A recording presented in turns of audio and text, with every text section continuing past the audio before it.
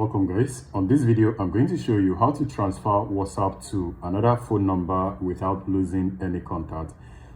If you already know how to do this, you can just skip to the next video. So open your WhatsApp account, click on the three-dotted icon and you click on settings.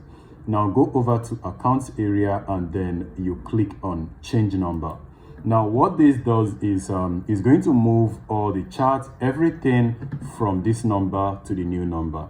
You can notice it says changing your number will migrate your account info group settings.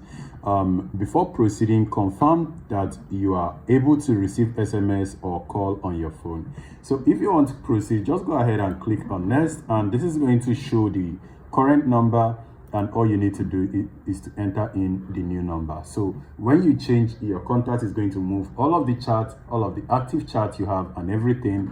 You are not going to lose anything, and it's going to be displaying on the new number, and you can start communicating, making use of the new number.